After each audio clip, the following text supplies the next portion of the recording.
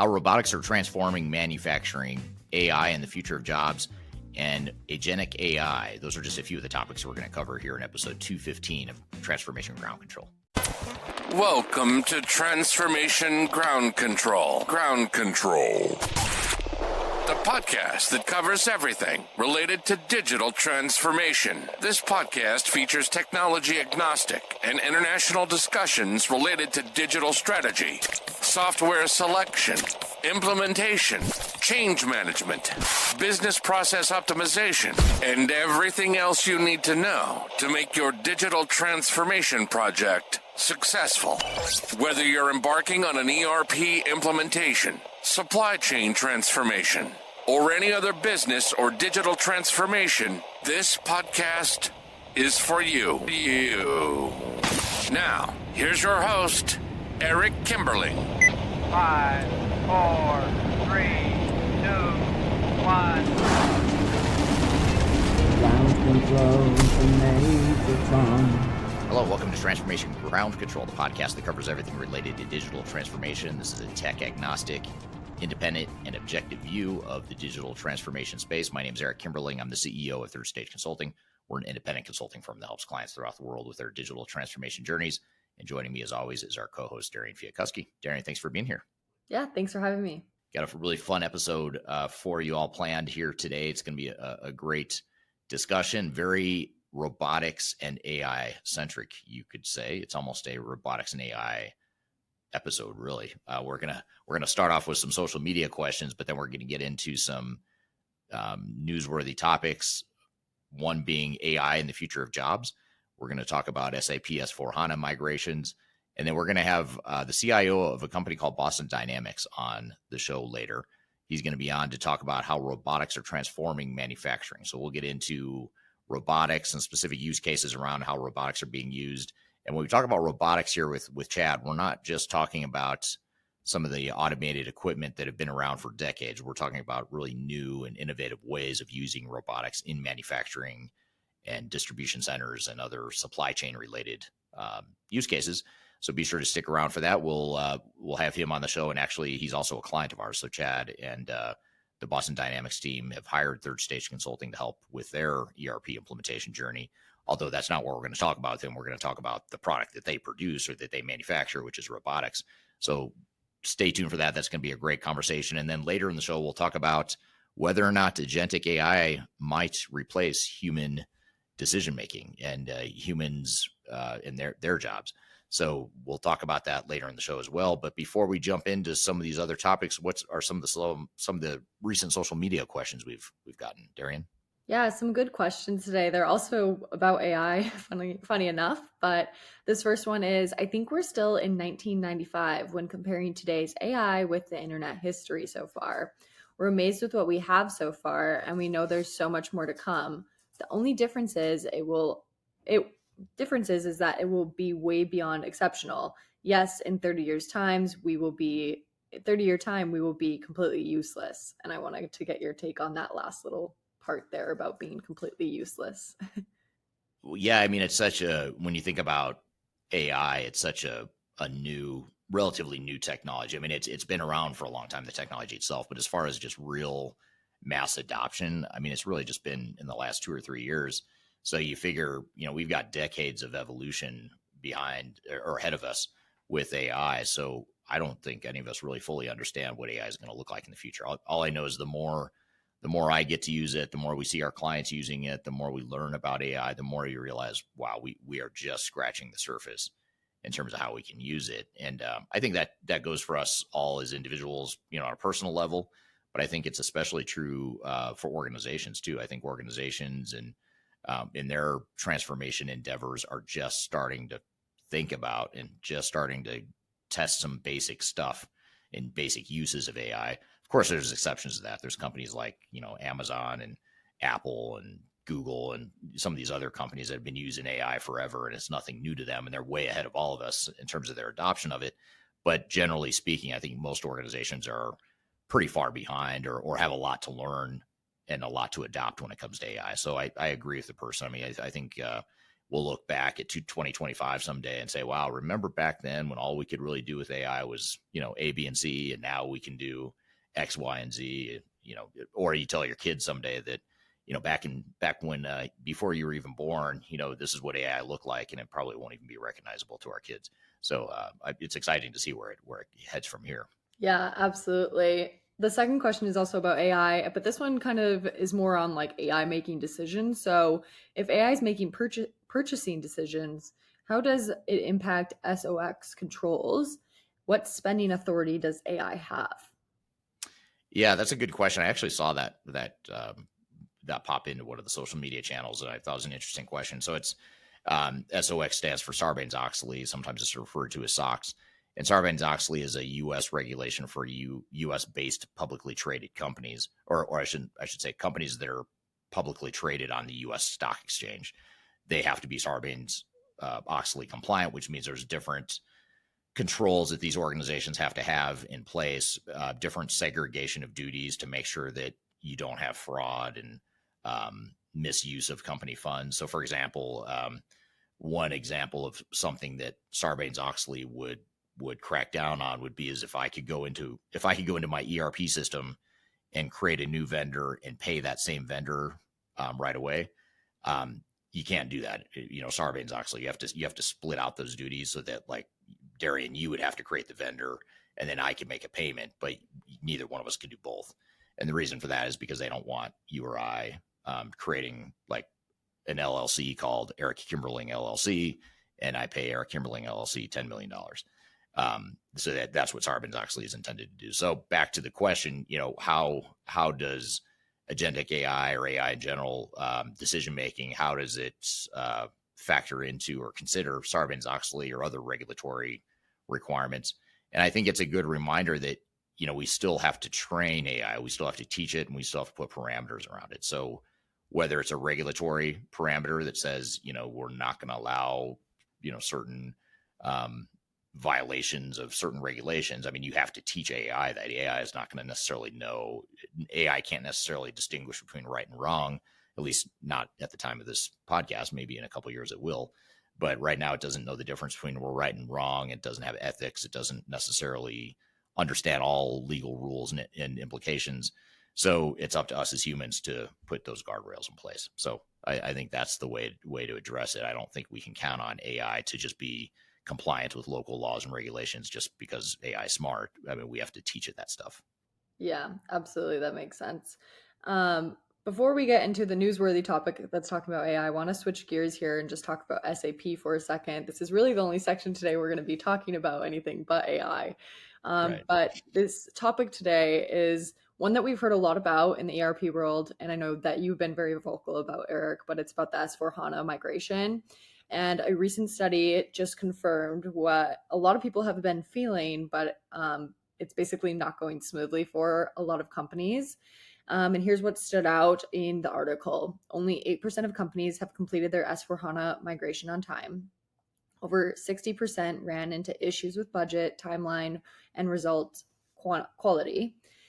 And even after go live, 65% experienced severe quality problems, most tied to poor project planning, weak testing, and expanding scope mid-project. And maybe the most surprising is that only 30% are using public cloud, even though that's SAP's preferred route. Most are sticking to private cloud or on-prem, suggesting that a lot of customers are hesitant to fully adopt to SAP's roadmap. This really raises the question, is the 2027 or the 2030 deadline now even realistic? Or are companies rushing into migrations they're not ready for? One question for you, Eric, with only 8% of them finishing on time, is this a software problem or a planning problem or both? I think it's probably a bit of both. I mean, S4HANA is a much different product architecture, has a lot different functionality than ECC and some of the other legacy SAP products.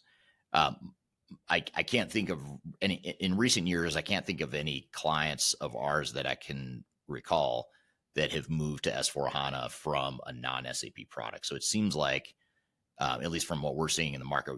Like 10 years ago, we saw a lot of companies going from SAP to Oracle or Oracle to SAP or whatever.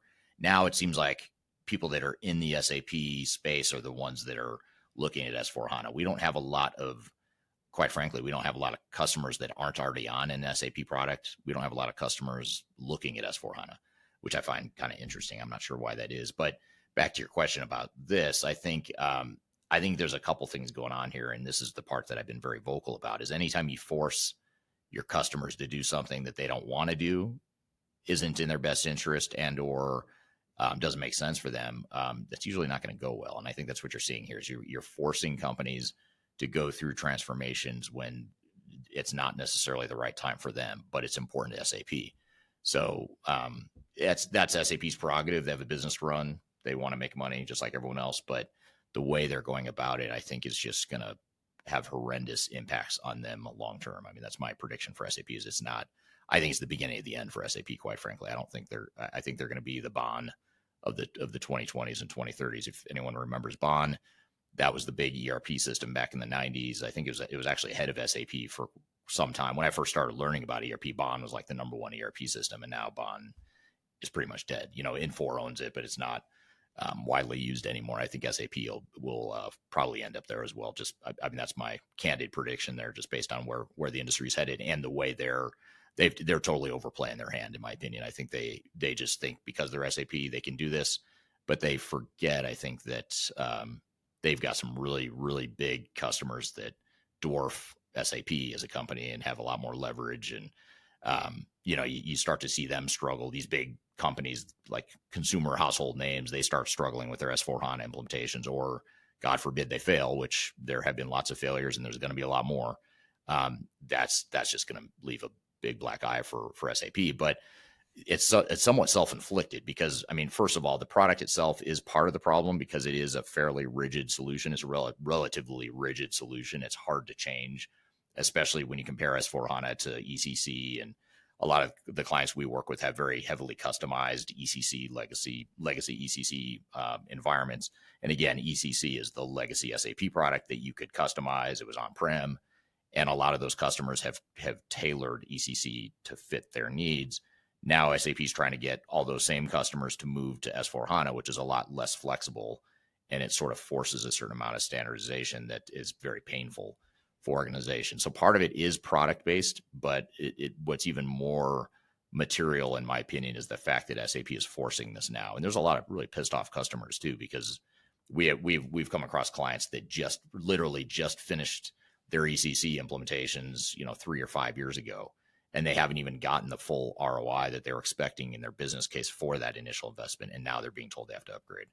And not to mention the fact that, resources are limited. I mean, you could, for a big, huge company that's going to spend, 50 or 100 or $300 million on a SAP implementation, you have to wonder, well, how many manufacturing plants could they build, or how many stores could they open, or, how many people could they hire to expand into new markets? But instead, you've got this big software vendor that controls all of your back office operations, telling you you've got to spend that money on their solution. And to your point, the risk of success or the odds of success are extremely low. So it's a lose-lose proposition. You're forcing your customers into a high dollar investment that they may or may not be ready for, or may not want, and the odds of them succeeding are extremely low. I just don't see how that's a winning strategy long term. Yeah, for sure. I would agree with that. Another part of the article I did find really interesting was how the ones that have currently migrated out of that, only 30% of them have gone to the public cloud, which is what SAP is trying to push. So why do you think so many companies are avoiding SAP's public cloud model? Is it about control, customization, or do you think just trust overall? It might be a little bit of trust, but I think it's mostly control and functionality. I mean, I think you have to remember that, the blessing and the curse of SAP products in general, and especially with S4HANA, the strength and the weakness is that it's meant to drive standard business processes. I mean, that's the whole point of SAP. That's their whole value proposition. But in doing so, you're forcing a huge amount of shock to the system, to organizations that are deploying the software. And if you're SAP, or if you're one of the big consulting firms that are drinking the SAP Kool-Aid, it's easy enough to say, well, that all you have to do is just change your processes to fit SAP and you're fine. Well, to me, that's okay. That first of all, that's a lot easier said than done. Second of all, that's extremely arrogant to think that, you should just force the entire world to change because your product has certain limitations or certain ways of working. That's just not the way the world should work, in my opinion. So, so I think that's, a challenge there. But I think back to the point of legacy ECC customers, most of them have fairly or highly customized environments because they needed something from the SAP product that it couldn't deliver out of the box. And it's because these are big, massive, diversified companies. One size does not fit all in these organizations. And so there's a certain amount of customization that needed to happen. And you can argue all day that, well, companies shouldn't ever customize, or maybe they customize too much. That may be true. I would say every organization has a right to customize if they want to. That's not up to SAP to decide, what's right or wrong there. That's up to the customer. So if you can't deliver a product that can't be customized or can't be tailored to fit a customer's needs, I think that's the problem, rather than making it the customer's problem because they won't change. Again, to me, that's arrogance. That's misreading the market. It's overplaying your hand. It's all these things. And again, these are huge strategic blunders I think will haunt SAP in years and decades to come. So I'm sorry, now I forgot your question. I'm on this rant and I can't remember what your question was now. Why customers are just choosing basically to go either private or on-prem versus to the preferred SAP public cloud. Yeah. So to make the long answer a little bit shorter, the private cloud is more like the on-prem legacy environment. They can with private cloud SAP, you can do more with it. You can, as far as customization and that sort of thing. When you're on public cloud, it's more like the software as a service model, multi-tenant, where multiple companies are using the same version of that software, each with their own data, but they're using the same software. With S/4HANA private cloud, yes, it's the same software, but you've isolated it into your own cloud environment where you can do whatever you want with it. If you want to break it or change it, whatever, you can. And so for better or for worse, you can. And so organizations are doing that because they want the flexibility. And I think the market is speaking pretty loudly to SAP saying, we don't want public cloud. We want private cloud, or we want on-prem. So, SAP is caught between a rock and a hard place because they make a lot more profit on their public cloud, and they're not really going to get the full ROI or fully optimize or maximize their results on S/4HANA until they get more and more customers to move to public cloud. So I think you've got a conflict of interest here, conflict of priorities. SAP's priorities are a lot different than what most customers are wanting. Yeah, absolutely. And I'm sure it's something that we will continue to talk about on this podcast. I know it's been a topic in the past, and we'll just have to keep watching it as the deadline keeps getting closer and closer. Yeah. And don't worry, I will keep talking about it. Even if you don't ask me, but I'm still going to talk about it because it really irritates me. Yes, absolutely. But I want to go back to AI now, get back into all the different things about AI we're going to talk about today. But this first one, the newsworthy topic, is something that really caught my attention. And it's according to 2025, the AI priorities study, 53% of IT leaders believe AI will lead to workforce reductions in their organizations. Now, at first can maybe sound alarming to people and something that obviously people are worried about. But what's interesting is how divided the industry is on this. Some leaders see AI as a way to cut costs, for sure, but others are framing it as a tool to amplify human potential, to free people away from the repetitive work so they can focus on creativity, strategy, and innovation. A few things stood out to me in this article, and that is many see AI as a productivity enhancer, not necessarily a job killer. Some roles like software QA may shift or evolve with AI support, but that's happened before with other tech revolutions we've seen in the past. And CIOs are being encouraged to reskill and empower their teams instead of just reducing headcount. So instead of asking, is AI replacing us, maybe the better question is, how can we grow with it?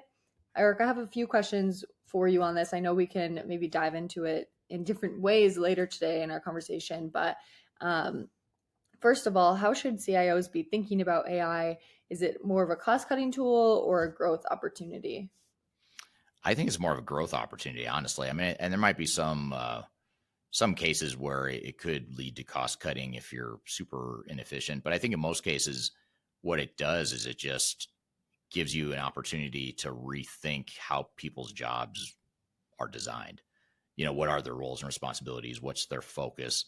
And I think your focus just changes and your mix of work changes when you've got these AI and agentic AI tools embedded within the organization. And I think it also is more likely to create opportunities to do things that aren't getting done by anyone or anything right now.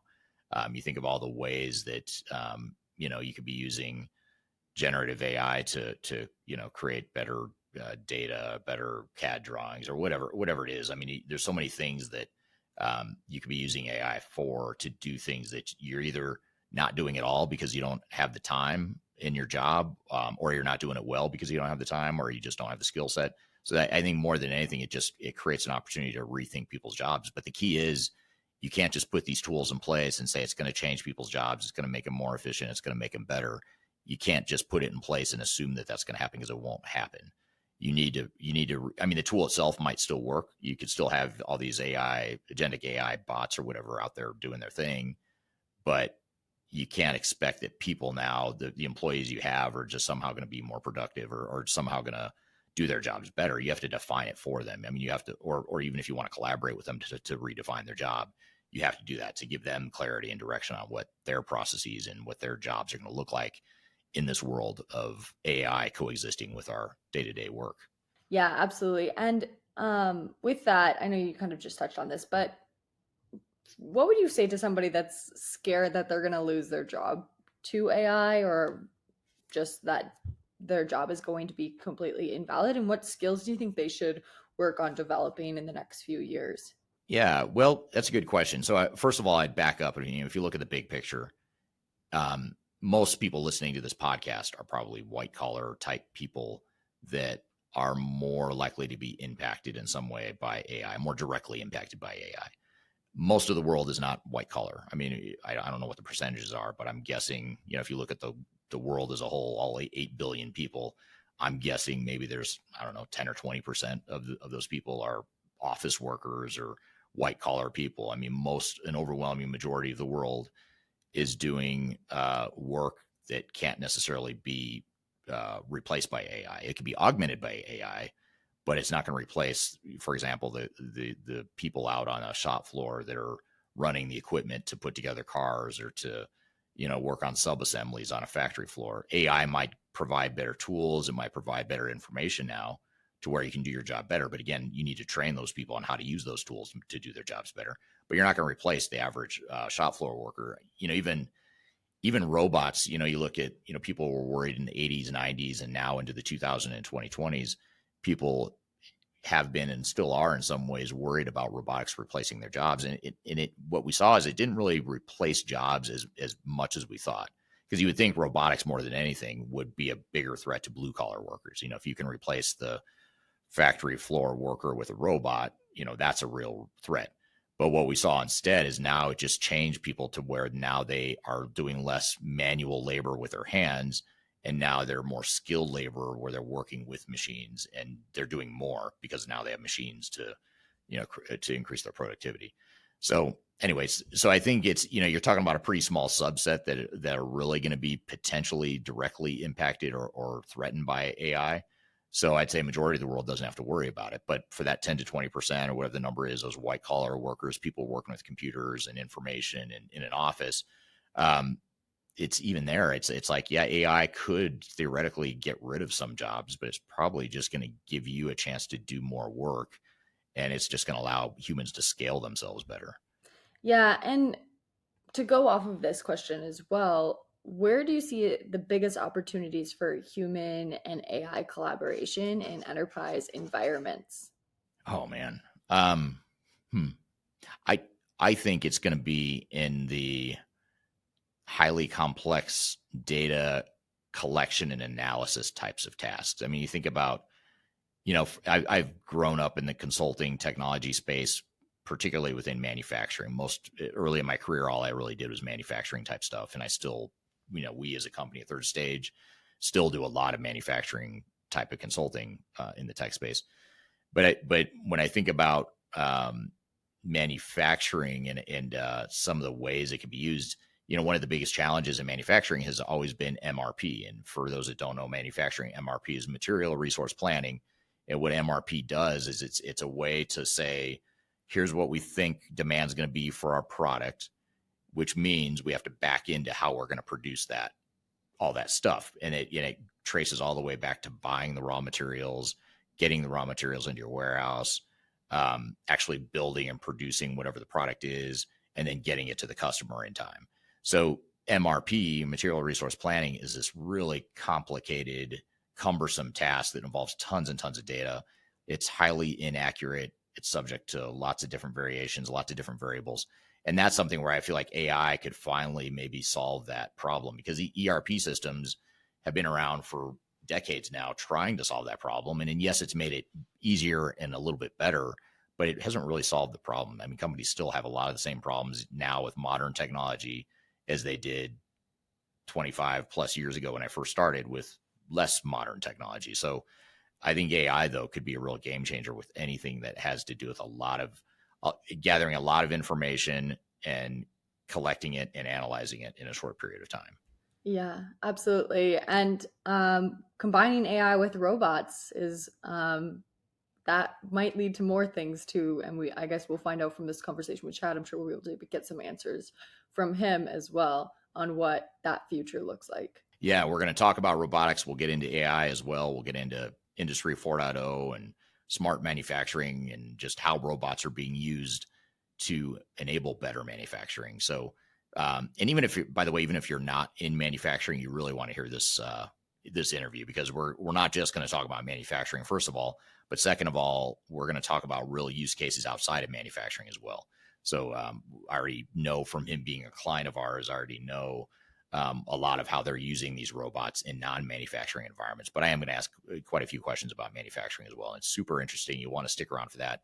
And then later, after the interview with Chad here in a minute, in a few minutes, we'll get into the topic of agentic AI and whether or not it's going to replace human jobs and human decision-making. So be sure to stick around. We're going to cover all this and more in the remainder of this episode. And we're going to take a quick break right now. We'll be back with more Transformation Ground Control.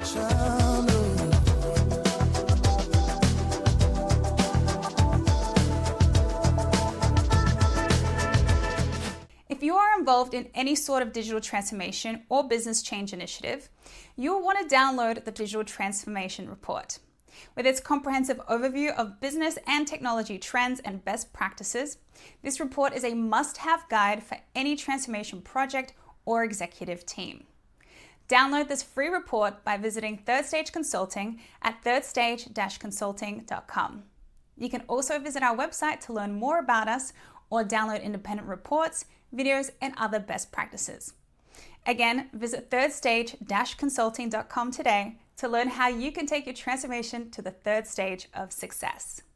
Are you looking for ways to promote your product or service to enterprise technology decision makers and influencers throughout the world, like the ones who listen to this podcast?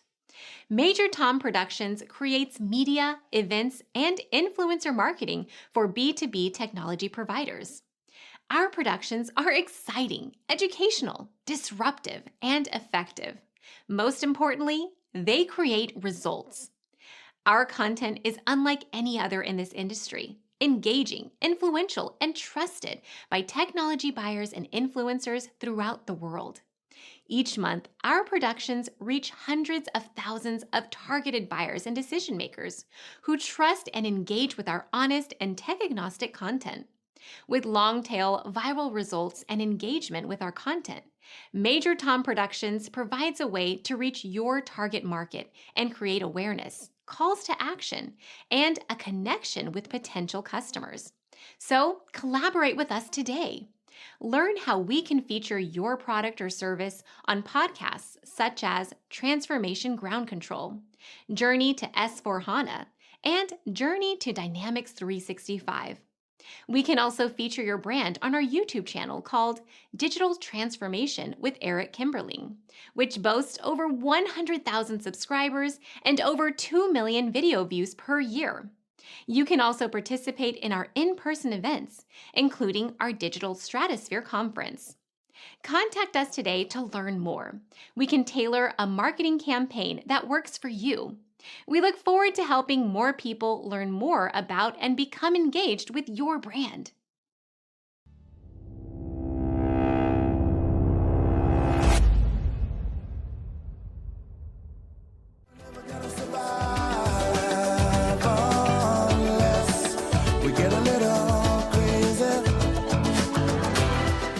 Hello, welcome back to Transformation Ground Control, episode number 215. My name is Kimberling here at Darian Chwialkowski. You can find new episodes of the show every Wednesday by going to transformationgroundcontrol.com. And of course, this is the podcast that covers everything related to digital transformation.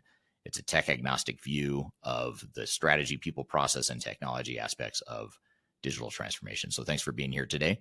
I'm excited for our next guest. Chad Wright is the CIO of a company called Boston Dynamics. And I've actually known Chad for a long time. He's a former client of mine back from his previous employer. And he recently has hired Third Stage to help with their own ERP and digital transformation journey.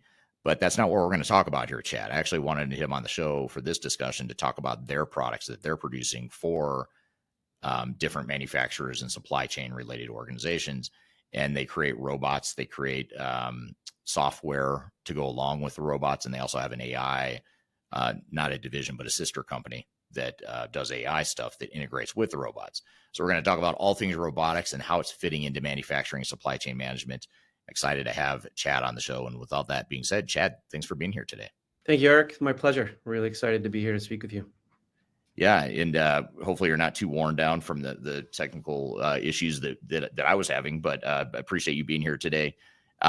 Before we jump in here, just with some of the questions I've got for you, tell us a little bit about yourself and sort of your journey. You and I have known each other for years now, even before your current role. But just tell us maybe a little bit about your background, and then we'll get into a little bit more about Boston Dynamics as well. Yeah, my background is primarily in business systems analysis, project management. Sort of grew up on that side of the IT fence, if you will, and learned infrastructure management, cybersecurity, service desk operations a little bit later on in my career. And for the past 11 years, I've been working in the robotics industry. Prior to Boston Dynamics, I was at Amazon Robotics for 6 years, running traditional IT for a highly scalable robotics solution that's used in Amazon fulfillment centers today, and brought you things like Prime and same-day delivery because of the automation behind the scenes. And then joined Boston Dynamics a little more than 5 years ago at an inflection point when the company was transitioning from a research and development organization to a commercial business, launching our first iconic robot, if you will, Spot, our yellow dog quadruped robot. And been here ever since. Did a full digital transformation, walking in the door where we had really no systems, no processes, no people. Joined at about 200 people and about 950 strong today. And just been an amazing ride with all sorts of problem solving. And again, going through troubleshooting on a desktop is no big deal for me. It's part of our life every day in IT. It's not a big deal for you, but it apparently is a big deal for me, Right. Based on how long it took me to figure out what the issue was. What got you into robotics? Just out of curiosity, did you set out to pursue this industry early on, or how did you marry IT with robotics? Yeah, I actually got in by accident. I was really looking at the opportunity at Amazon Robotics. Came at a time when I was looking to make a change. I actually came out of healthcare, automated physician billing, medical billing, physician, patient records and things. So came out of a completely different industry. I was looking at it from a pure IT perspective, getting an opportunity to manage an entire IT organization as opposed to just enterprise applications where I had done a lot of my background. And so it was an opportunity to sort of grow my skills and my responsibilities sort of horizontally from an IT perspective, and just sort of fell in love with the industry. And then when Boston Dynamics came along, I actually wasn't expecting to stay in robotics. I was looking to do something different. And when the job came, again, it was an opportunity to be the company's first CIO, and just said, this is something I had to go for and give it a shot. And I've been super happy that I did. Yeah. Sounds like a super fun journey in a super cool, innovative area to be in, not just in IT, but within the robotics. Yeah. Industry is even cooler. That's right. So tell us a little bit more about Boston Dynamics. You started to talk about Spot and some of the other robots, but tell us, maybe just backing up a little bit, even more than that, just tell us what's the purpose of the company, and what do you guys what are you developing these robots for? And Right. just a little bit of backstory if you don't Yeah, mind. but I mean, Boston Dynamics is building robots that are changing the world, right? They move, they perceive, and they move around the world and manipulate the world in ways never been seen before. The company's been around since 1992. It was founded by a gentleman by the name of Mark Rabert. He came out of the leg lab at MIT, and he was studying leg motion of animals and humans, which is why our robots are predominantly legged robots, whether they're 4 legs or 2 legs. And, for the first 25 some odd years of its existence, it was building research and development projects through DARPA. And they'd build one robot to solve a particular problem, a robot that needed to walk a certain distance without any assistance, or run at a speed, or climb the outside of a building, right? All these really interesting problems that they were solving. And that technology sort of manifested itself in our 3 robots today, which we'll talk about a little bit later. But all of that research has gone into our robots in the way that they are working in the world. And that's a significant advantage for us, I think, right? All of that research has really proven itself valuable in how we're able to perceive and move around and manipulate the world. And so we have an interesting history. The company was actually purchased by Google back in 2014. So from 14 to 18, we're owned by Google. That obviously made some cultural imprints on who we are today. Was sold to SoftBank in 2018. But during that time, the company, started to think about how could we take all that interesting research and technology and build a product. And that's where Spot came from. That robot was released at the very end of 2019. And that was that inflection point of the company. And then in 2021, we were purchased by Hyundai Motor Group. And that's been an excellent collaboration, understanding how our robots can help in the automotive manufacturing industry, as well as using their expertise to help us scale and improve our process. Yeah, that's very cool, and really cool stuff you guys are doing. And it is interesting how I imagine both Google and Hyundai have had interesting cultural impacts on you. Right. I'm going to come back to Spot here in a second, but just to give people a flavor for some of the innovative stuff you guys are doing, I wanted to play a very short YouTube video that's on your YouTube channel, on Boston Dynamics YouTube channel. And if you don't subscribe to this channel, I highly recommend you do. It's super cool. In fact, I hate to admit it, I wasn't subscribing to the YouTube channel until I was prepping for this interview, and I started watching all these videos, and I had trouble picking one to show. But I thought this one was super cool because it's so different. And let me just show the video here. And this is and I'll ask you a quick question about what this is, but Sure. I just want to give a visual of something that you guys are working on right now. So hang tight 1 second. I'll play this video for you. It's a little less than 1 minute, so it'll go quick here.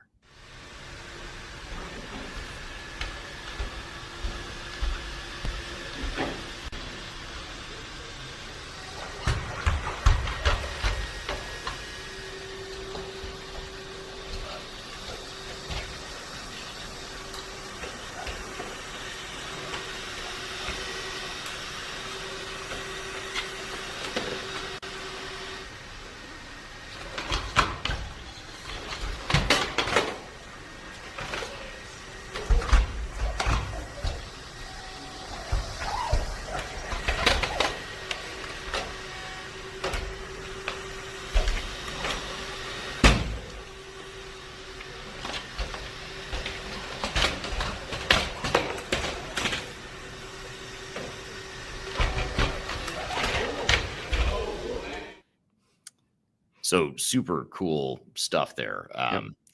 And I assume, before I ask you some follow-up questions here, I assume that you were the one that taught it how to do the breakdancing and the cartwheel and everything. I can tell you that I was not the person wearing the motion capture suit that they used to build that routine. No, there is another engineer who has the lucky job of wearing the motion capture suit when they first build the simulations to do that.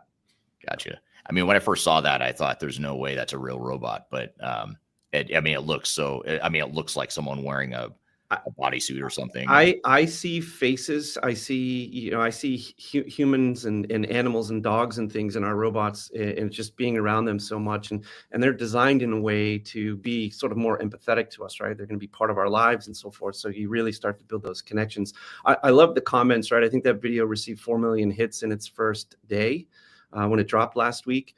And I love the comments. There was someone just pontificating in the first, second, or third comment saying how that they knew it was CGI. And if you actually watch that video very carefully, there's a point where I think doing the breakdancing where there's a piece of plastic that breaks off the foot and flies into the background. I mean, it's not CGI, like it's real. These robots really move. But what you saw there was the benefit of our research with the Robotics AI Institute, which is our sister company spun out by Hyundai 5 years ago. And it's all the reinforcement learning and the machine learning that's used to really smooth out those movements in a way that we've never seen before. Yeah, that's super cool. Now, what is that? Tell us a little bit about that humanoid robot. Yeah.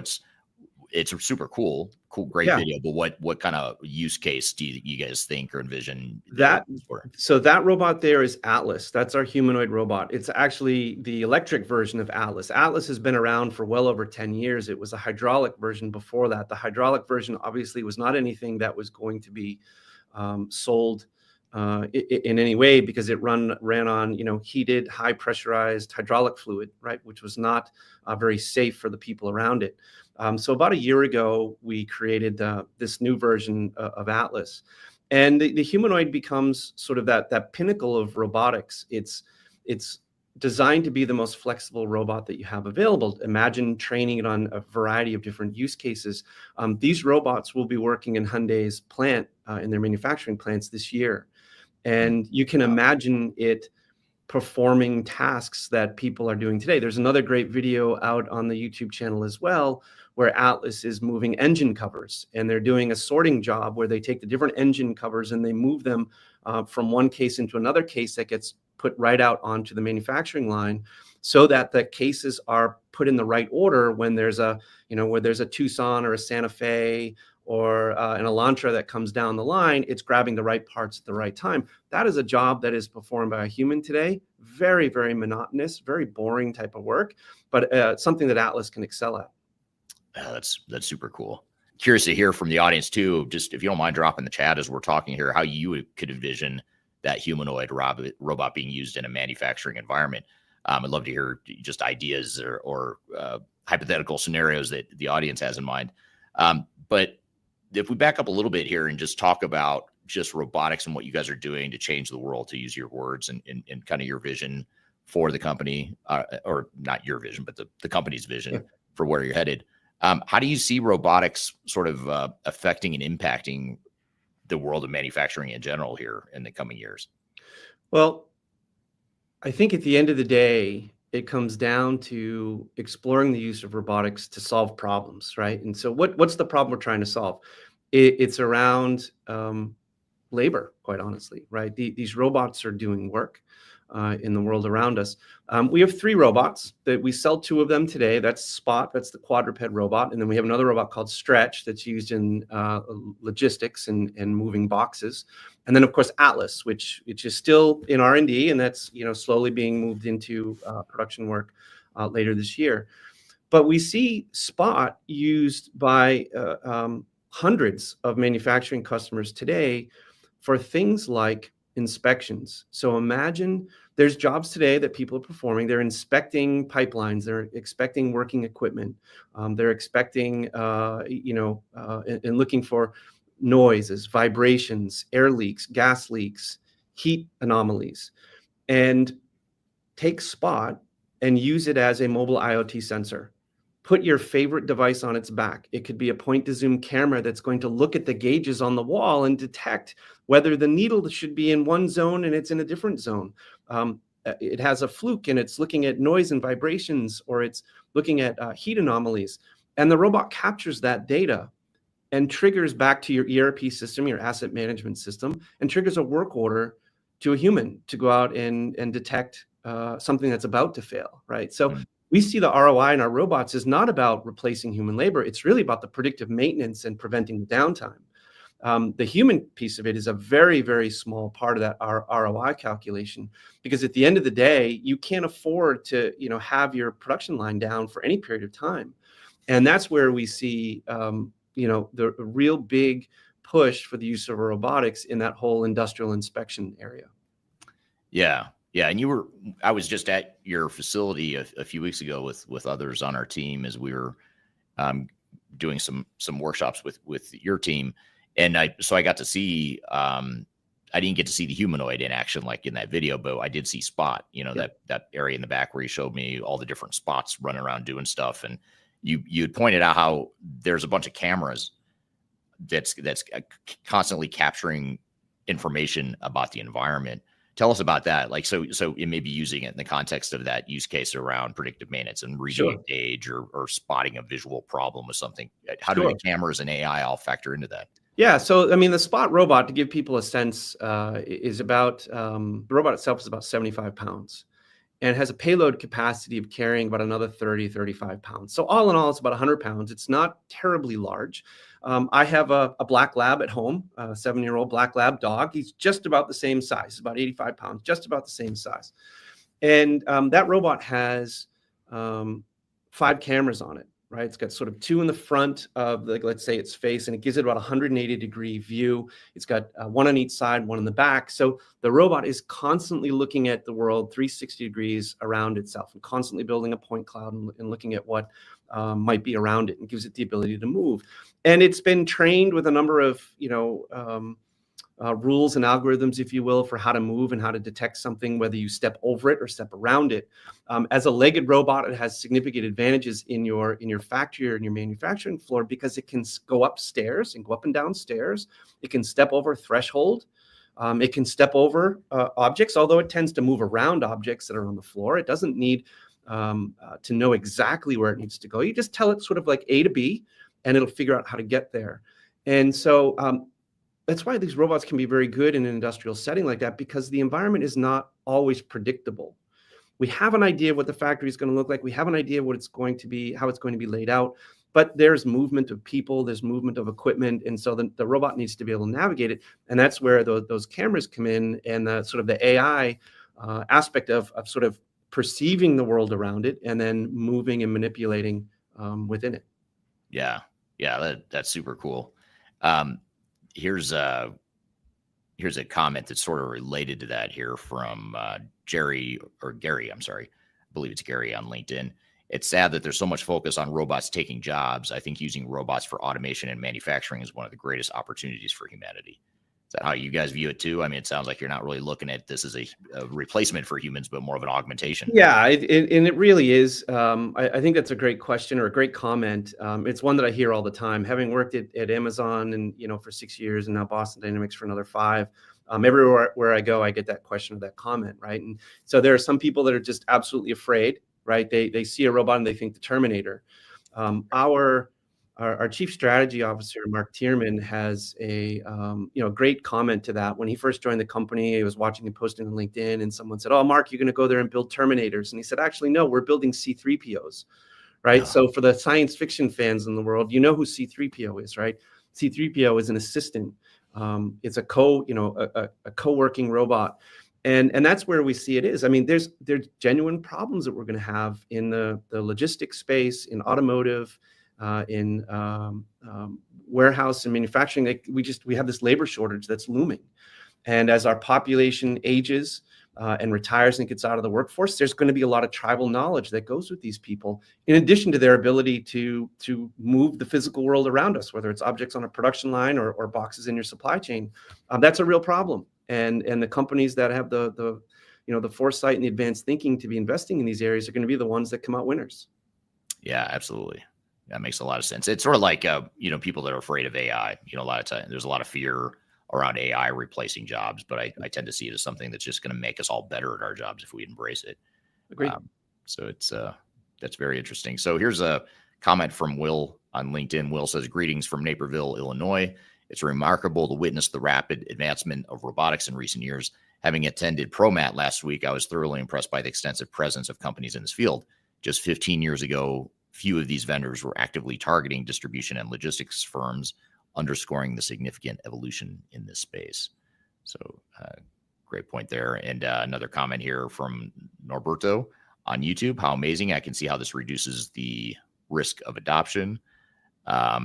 And there's a follow-up to that too, and cuts down the cost of revamping a line. And that's sort of like related to that use case you were just talking about with Spot.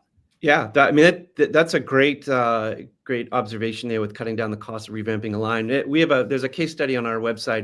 There's a semiconductor, small semiconductor company here in New England that was faced with the challenge of revamping their entire production space with sensors. Right, they had legacy equipment. They were looking to invest in IoT to help monitor and maintain their production line. And, it was, I don't know what it was, 7-8 figure investment they were looking at for doing something like that.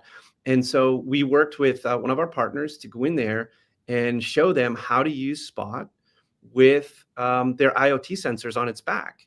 So instead of investing, millions of dollars in putting sensors all over your plant, they put them on Spot's back and then built a series of rounds for Spot to do around that building. And the ROI was off the charts and allowed them to, still solve that problem around preventive maintenance and improve the quality and throughput without having to, tear apart the physical space and make these investments. Yeah, absolutely. You sort of related to that. Here's another comment here from Gary. There are things that we would not want humans to do that robots are ideal for. Consider trying to colonize Mars. I think sending an army of robot workers to Mars would be the only realistic first step to build the initial infrastructure needed to safely support human life. That's super interesting. It is, and it's a great comment. We describe it as dirty, dull, and dangerous. Right, the jobs that our robots excel at are the jobs that are dirty, dull, and dangerous. Our robots are working on multiple nuclear sites around the world right now. Chernobyl, right, is probably maybe one of the more popular ones. The robot is there because it's doing work in spaces that are just too dangerous for humans. And we've unblocked, multiple problems that teams were having on the ground in these spaces because they couldn't get into the back room of the plant because there was a door there. And Spot shows up on the first day and walks to the back of the plant, opens the door, and lets the other robots go through that were trying to do work, right? They didn't have the arm and the ability to open doors. I mean, it was just, it's amazing. And you can't help but be proud to see how the robots are put in places where they're actually protecting humans and still getting this work done. Yeah. Another example or interesting story you told me when I was there a few weeks ago at your facility in Boston is there's a older version of Spot that's in. You guys have this little. It's not a museum. It's a museum. Okay, I was going to say it's like a museum. So it's all these old versions of the different robots and how they've evolved over the years. And you had this one version of Spot, and it said Boston PD on it, and then it had like 2 or 3 bullet holes in it. Yeah. And there's a story behind that. And because I saw that and I thought, what's with the bullet holes? Yeah. So this was Roscoe, was a Spot robot that was adopted by the Massachusetts State Police. And there was a situation last year where an armed individual barricaded himself in a house. The call went into the police that there were people involved and it was a hostage situation. And so SWAT team came on board. They brought Spot with them. Spot entered the home. All those cameras that you talked about were able to very quickly identify what was going on inside the home, realize that there were no other people there. This person was barricaded themselves. And so Spot, they attempted to walked around the house, followed the gentleman who kept going from room to room. And I guess the person got a little tired of Spot following him. So he shot it. Actually shot it 2 times. Spot got up both times, got hit in the arm, got hit in the leg, got hit in the sort of the torso, if you will. Shot it a 3rd time, didn't get back up after that. But when they told the story to all of us here at Boston Dynamics, it was pretty amazing to see the pride in the engineers' work that they just said, look, we saved people today, right? That could have been a person going into that space and getting shot and killed. So it's pretty amazing the use cases that people are using. Public safety tends to be a big one. Putting it into there was a parking garage that had collapsed in New York last year, the year before, and putting Spot into these dangerous situations. Mining is another one. Construction sites, like all of those are very important. Use cases in areas where we find Spot really contributing. Yeah, and you talked about how the robots you guys develop have legs, whether it's 2 legs, 4 legs, and they also have faces. And the reason I bring this up is because on one hand, I agree with the previous question, and obviously you're sort of validating that these robots can be used to protect human lives. But there's something that's sort of like a humanization of these robots that almost makes you feel bad for Spot getting shot, even though it's a robot. It's still like, oh, poor Spot, he got shot twice by an armed dude in a house. But what is it? You were talking a little bit when I was there for a few minutes. You told me a little bit about how you have people on your team that focus on what the face should look like and how to, what does it, interact better with humans or create a more emotional bond with humans? Or we have a team that focuses on human robotic interaction, and that's everything from the color to the texture to, what does the face look like? And there's an extraordinary amount of thought that goes into that, because at the end of the day, these robots are going to be around humans, and we're going to see them every day. And how do we react to them? You mentioned when you were here on site, you saw Spot walking around, right? We give Spot missions, and it just walks around the building doing these. They're fake missions, but they're doing things because not only are we just testing Spot's ability to go read a gauge over on this hall and go read another gauge in that hall. It's really about how does the robot interact with the human. And, so as we've been learning more and more from our customers, we're adding more and more features and enhancements to the robots, like shining a colored light. Like a green light means that it's moving and it's safe. A white light means that it's doing work, it's stopping and it's taking a reading or a register. Red light might mean, take warning, don't go near it.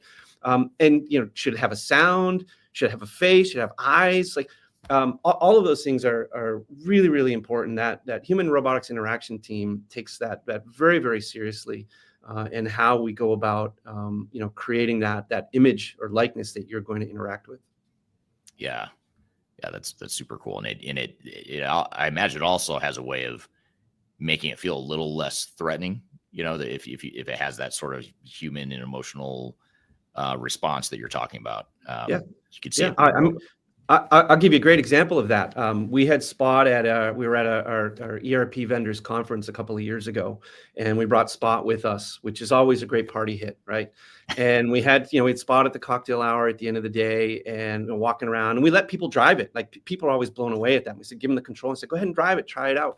And there was a gentleman that was at the conference, and he had his son with him. It's maybe like a 3 or 4 year old boy. And, he did the typical holding his dad's leg, peeking around, wasn't quite sure what to think of it. And, we kind of stopped the robot in front of him to see what he would do. And the father said, hey, it's a dog. It's a dog. It's a doggy. Go see the doggy. And the little boy walked right over, and it's like he looked at it a little, and he put his hand on it like you would pet a dog. Right. And for us, in IT, we think about that all the time. It's user interface, it's, user experience. And once he sort of start to think about it as a dog and not a robot, it was like game over. The kid was in love, right? And he had that relationship with it. And so that's, interesting. We see robots here, robots get driven around on, they put on a cart, because maybe they're taken to another part of the building to be fixed, or they're on a stretcher. All right, we have stretchers for the humanoids, and you see them and you feel empathy. You feel, oh no, the robot, fell down and got hurt, or something's wrong. And it's just a really interesting interactions that we tend to have with these machines. Yeah, I know when I saw him walking around, there was an urge for me. I wanted to pet it. Yeah. But if I caught myself, obviously, I was like, right. Robot, I'm not gonna. But there was that sort of like subconscious or just knee-jerk reaction I had to it as well. So I think it's very interesting. Here's an interesting comment from Cecilia on LinkedIn. Cecilia says, I find it incredible and fascinating, not just performance control that are humanly impossible, like real-time predictor analysis before a line fails, but also for rescue missions or highly dangerous tasks. So you can see, like you think about really dangerous jobs like coal mining or oil rigs or whatever, so many different use cases where you could think how many lives or injuries and safety violations or safety issues could you address by relying more on robots like these? It's a great question. We have, very much a culture of data and analytics, and we track things. I can't say we track, lives saved or lives impacted, but, we track things like miles walked, missions performed. I think our Spots walked over 90,000 miles last year, performing, millions and millions of missions. And that gives us a great deal of data to improve. And you talked about AI and machine learning. It gives us a great deal of data to improve how our robots perform over time. And it's really interesting.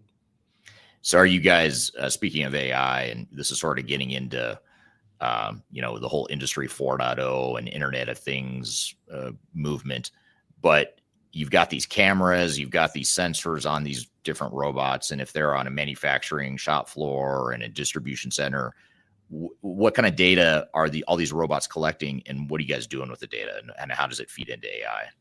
Yeah. So we deal with data the way that our customers want us to deal with data. We don't have direct access to the robots in the field. We allow our customers to opt in. So they can opt into a program where they share us some anomalized and sort of cut down data.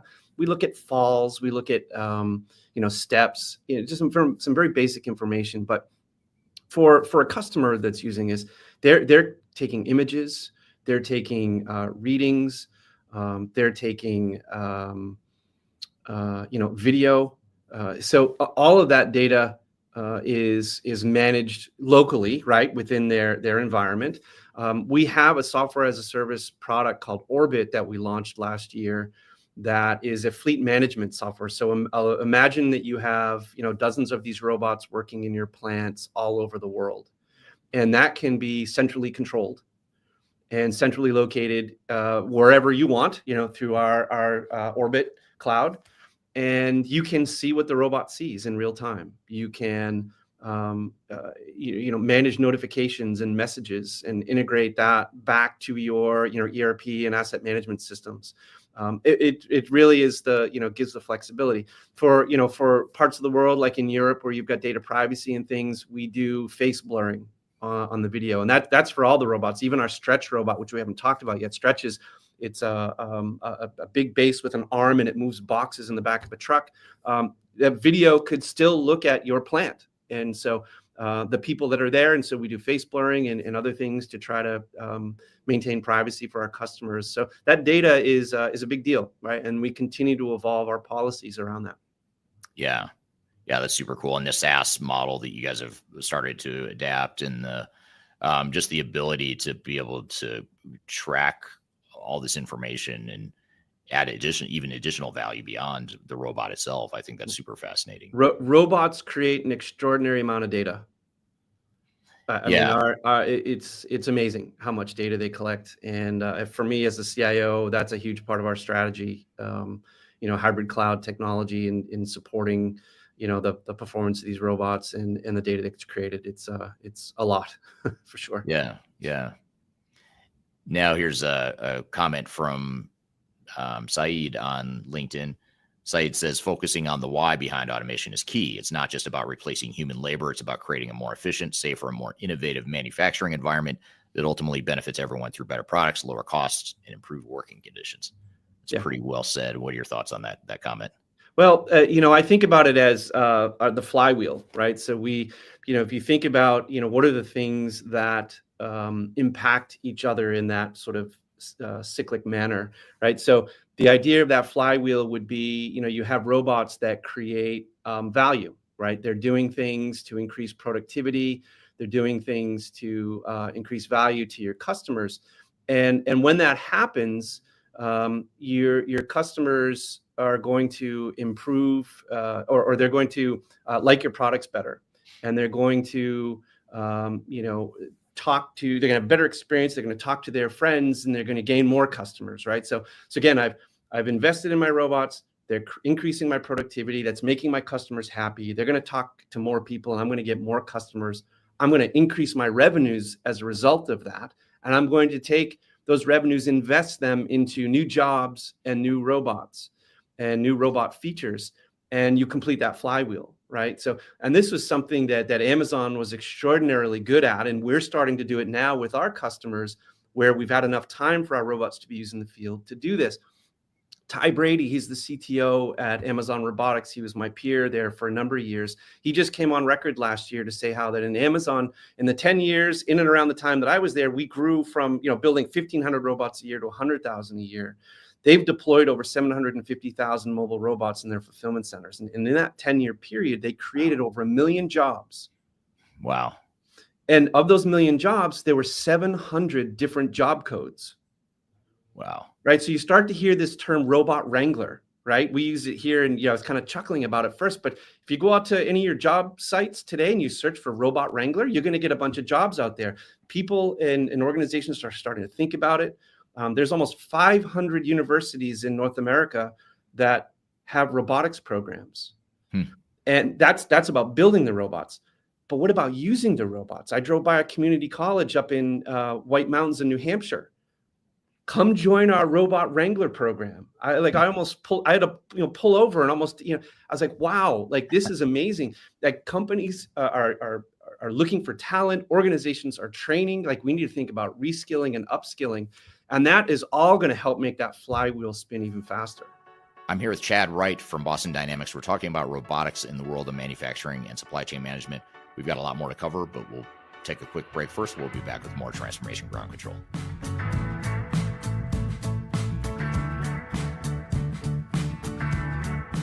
My name is Eric Kimberling, and I'm the CEO and founder of Third Stage Consulting. Before we dive too far into today's content, I want to invite you to learn a little bit more about Third Stage Consulting, who we are and what we do. I've included a link to a video right here that describes Third Stage in a bit more detail. It talks about our story, our history, our philosophy, our clients, our service offerings, and that sort of thing. But in general, what Third Stage Consulting does is we're an independent and tech-agnostic consulting provider. We help clients through their entire digital transformation life cycles, beginning with digital strategy, software evaluation and selection, all the way through and including implementation planning, implementation readiness, and the actual implementation itself. We're technology agnostic, so we only represent our clients' best interests. We do not represent software vendors. But having said that, we work very closely with software vendors, all the leading players that you can imagine we've worked with, both in helping clients evaluate and select them, but also in helping clients implement those solutions as well. So we have a very broad, objective, agnostic view of the market that is meant to really represent your interest as you go through your digital transformation. I also encourage you to scan this QR code right here to get access to our resource center. This resource center has a ton of information, a ton of ebooks that are free. You have access to top 10 software rankings, playbooks for how to make your project more successful, guides to change management, YouTube videos, all kinds of stuff that are going to help you through your digital transformation. So I encourage you to scan this QR code to get access to those resources. And please feel free to reach out to me directly to brainstorm ideas about your project. Even if it's just informally, you want to bounce around some ideas and get some informal advice, I'd be happy to spend some time with you. So feel free to reach out to me. I've included my contact information below. You can also find it in the description field of this video as well. The last thing you want to have happen is for your digital transformation to end up in court. I've been doing this for 20 years and I have seen everything. My name is Marcus Harris. I'm a software and technology attorney focusing my practice on drafting and negotiating software-related contracts and litigating software disputes across the country. Feel free to reach out to us at taftlaw.com. We'd love to talk to you about the litigation process and what you can expect.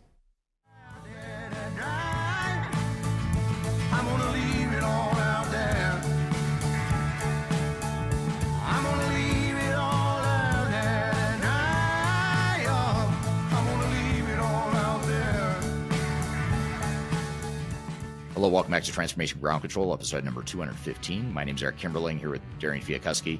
You can find new episodes of this show every Wednesday at transformationgroundcontrol.com.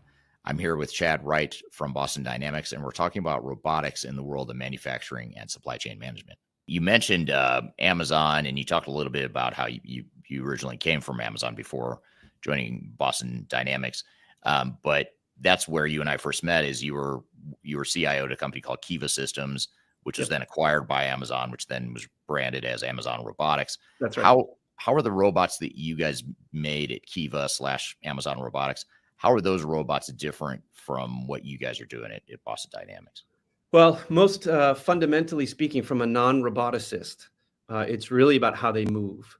The Kiva Systems robots, now the Amazon Robotics robots, for the most part, they move by reading a QR code on the floor. So think of a large sheet of graph paper with this meticulously created grid on the floor with QR codes, and the robot reads those QR codes on the bottom, basically moves in 90-degree straight lines and 90-degree turns throughout 1 million square feet of area.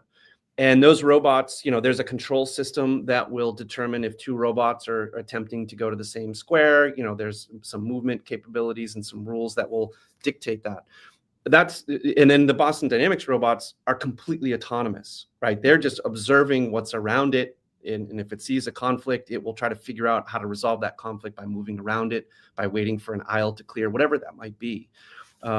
But it is interesting, as Amazon, I keep in touch with my friends at Amazon Robotics, and that grid-based, that QR code-based solution is an amazing solution for that problem. And they are, again, supplementing what they do with other robots. Arm-based gripping, like you have to grab millions and millions of different SKUs. Our robot Stretch grabs boxes, and that's a very, very different problem that you need to solve. But just having been around these engineers for so long, it's so fascinating listening to how they go about trying to attempt these very, sometimes impossible, very, very difficult problems. Yeah, that's very cool. A comment from Will Quinn on LinkedIn. I won't pop it on the screen just because it's a bit of a longer comment, but I'll read it to you here. Will says, it's wild to think about how distributors were already scrambling to find pickers, packers, and warehouse folks before the pandemic hit. Now with e-commerce going through the roof and warehouses being up everywhere, it's only gotten crazier. Those labor shortages are worse than ever. Humanoid robots could totally step in there, tackling the grunt work like picking and packing, while also handling the sketchy stuff like lifting heavy loads or working in dicey spots. Yeah. It's a great comment, Will. It goes to show you, Amazon bought Kiva Systems back in 2012. Imagine the foresight, right, to make that decision. It was one of the best. Amazon will tell you this. Harvard Business School wrote a big case on it. It was one of the best investments that they ever made. It was one of the best acquisitions, right, from a pure M&A perspective, that Amazon had ever done. And I'm so grateful to have been part of that. You talked about humanoids being able to step in and do all of those things. It's very interesting. One of the first things that we talk about with our customers here at Boston Dynamics when we're helping them think about the use of robotics is, what's the right form factor, right? It's easy to say, well, I'll get a humanoid to do it. Well, maybe you don't need a humanoid to do it, right? Maybe you can get by with a different type of robot. Maybe your factory floor is completely flat and smooth, and a wheeled robot would work just fine. It's really about, understanding the form factor and then looking at the robot that makes the most sense. The promise of the humanoid is because of its flexibility, right? And you can train it on one task and have it do another task, right? And you can, start to build and accumulate those repetitive tasks and whatnot, and give the robot now the ability to figure out, how do I solve this problem, right? We're not there yet, but that's the promise of AI as well, is continuing to advance to that level. Right. Absolutely. Now, what about when you have your customers who are trying to implement these robotics at scale, and coming at this from a CIO perspective, your CIO perspective, what are some of the key infrastructure and integration considerations when a customer of yours is trying to implement robotics at scale? Yeah, I saw someone ask in the chat as well, do they run on local area networks and whatnot? It's like Wi-Fi and cellular, right? Is usually how we think about it. And as we prep our customers, we talk a lot about what's the problem you're trying to solve? What's the right form factor of a robot that needs to do it? What are the business processes that you're looking to disrupt with this? What are the types of IoT data that you're going to create? Is your infrastructure capable of taking on that volume of data? Where are you going to store it? How are you going to access it? What are you going to do with it? Right? Those are all really, really big challenges. Network is a big deal too. Like I said, the robots generally work on Wi-Fi because they're going to connect back to your area. It's not a requirement. The robots can operate. But if it's going to connect back, which is what you want to do, it's going to connect back to your infrastructure. It's going to be through Wi-Fi or cellular. And I say cellular because we have customers like power companies that have large outdoor spaces. And those power companies, don't have Wi-Fi necessarily in that physical space, so they're looking at, they're carrying some sort of cellular unit that they can use to communicate. We have robots inspecting pipelines over long distances. I've seen a use case video of a spot that was inspecting a vineyard, right? So you think like outdoor use cases where cellular can be really, really important. So a lot of different questions that we help. We just launched a Boston Dynamics consulting group in the last 2 weeks. And those are the people that are going to come in and really help, whether you're using our robots or not, really help you put that strategy together and think about those types of questions as you get ready for robots to come on site. Yeah, that's super cool. You also had talked about, when I was visiting with you a few weeks ago, you talked about how these robots have been tested to withstand some pretty extreme weather and temperature types of situations. Can you talk a little bit about that? Yeah, you're referring to the hyperbaric chamber that we had on our test floor. Yeah, they're certified. I don't know the names of the certifications, but they're certified to a certain certain high temperature and low temperatures, certain amount of water. Certainly, they're not going to walk to the bottom of a lake, but they can withstand rain, wind, sand. We have what we call the Dino Pen here at our facility. That's an outdoor facility, and the robots get a full treatment of year-round New England weather. Right. So it could be 90 to 100 degrees Fahrenheit in the summertime. It could be, 20 below Fahrenheit in the wintertime. Lots of rain, lots of sun, lots of dirt, all of these types of things. And the robots are set to do that. And it really, again, depends on our customers. You mentioned oil rigs earlier. We have spot robots working on oil rigs for long periods of time without any human interaction. And, the salt water is damaging to a lot of equipment sometimes. And so it's important to us that our robots can be autonomous, and that means that they need to be self-sufficient in those ways. Yeah. Have you, here's a question from Darian on LinkedIn. Darian says, have you encountered examples where automation actually helped retain human workers by removing high turnover or high risk tasks? Oh, interesting question.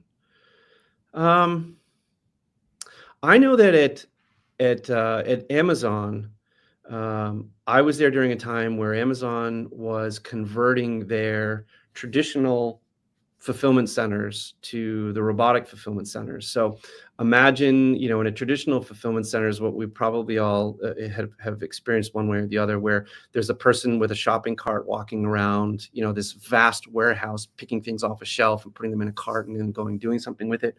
I got to work in one of those as part of management training, and I worked in one of those for a week, and I watched some of the most amazing people walking the floors at great speeds and at great accuracy, grabbing things off of shelves and putting orders together and moving things. And I'll tell you, I worked there a week. I was sore. I mean, it was a tough job. People opening boxes, you get a box cutter and you're opening boxes when they come off the truck and prep them. Like, there's so many steps in all of that. And, talking with, some of the workers and some of the leaders, their jobs changed. They weren't walking 10 miles a day on a poured concrete floor anymore. They were standing still and the robots would bring the products to them.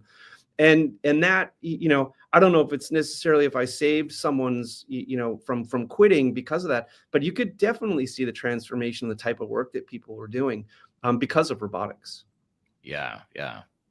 How do you think, just kind of looking forward, how do you think robotics will impact manufacturing and supply chain management in general? I mean, if you had to put your crystal ball in place here, what would you predict?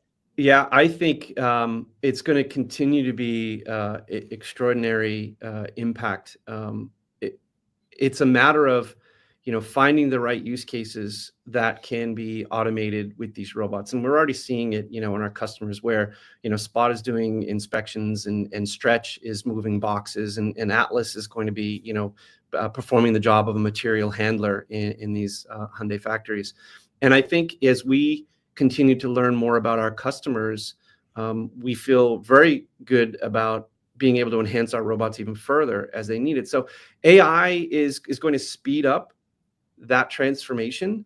I don't know where I saw this, and maybe it just came out of a conversation, but I think robotics in general is heading towards its own ChatGPT moment, right? If you think about when you first learned about and saw ChatGPT, generative AI became, dinner table talk in every household in the world. And robotics is heading there, right? There's going to be some use case that shows the world the potential and changes the way that we think about things. And that's definitely on the horizon, right? I don't know what it is, who's going to do it, how it's going to work, but absolutely this convergence of robotics, the technology, the actuators, the ability to move with artificial intelligence and machine learning, and the ability to speed all of this up is really going to build something pretty incredible. Yeah. I imagine the consumerization of robots will help that. Once consumers start buying robots for their kids or just to have robots around the house, things like that, that's when you've really hit that tipping point of adoption. Yeah, and look, there's a lot of work to be done there, right? Because working in a home is completely unpredictable, right? Your factory, your work sites are far more predictable than what you would expect at home, and robots need to have that ability to think. What is that? What is that environment? What do I do? And most importantly, is it's got to keep people safe, right? These robots, at the end of the day, they're machines. They have weight, they have momentum. And that it needs to be safe. And that's something that we take very, very seriously in what we do. What do your customers initially think about robots? Especially, if I back up for a second, we're all used to seeing robots out on shop floors, right? Robots that sort of move things down an assembly line and for the really mundane tasks, the very repetitive tasks. We're used to seeing robots and machinery that's very sophisticated, multi-million-dollar machines, things like that. So that's been around for a while. That whole automation on the shop floor has been happening for quite some time. But when you talk about true robotics and the way you guys are defining it, how do people respond to it? Even the ones that eventually buy the robots. Is there a certain amount of skepticism, uncertainty, excitement? How would you describe or generalize the people's reaction to it? I think it's all of the above, right? That you've described it, which is one of the reasons why I like to take the robot out whenever I can. As a CIO, I think it's my duty to help educate other IT practitioners that we need to be thinking about robotics the same way we think about ERP systems, right? Change management is absolutely critical, right? You know this. I listened to you long enough, Eric, to know change management is sort of top of mind in any ERP project. Robotics is no different. And I've asked, some of the field engineers, like, what's it like when you first walk in? Understanding what's the reaction going to be, especially now when someone might look across the aisle and say, "Oh, that robot's going to take my job." And so I said, "So what do you do?" They said, "Well, for the first 2 weeks, they bring Spot to the lunchroom, and they walk the dog into the lunchroom, and people come over, get to know it a little bit, take a picture." Spot is great for selfies.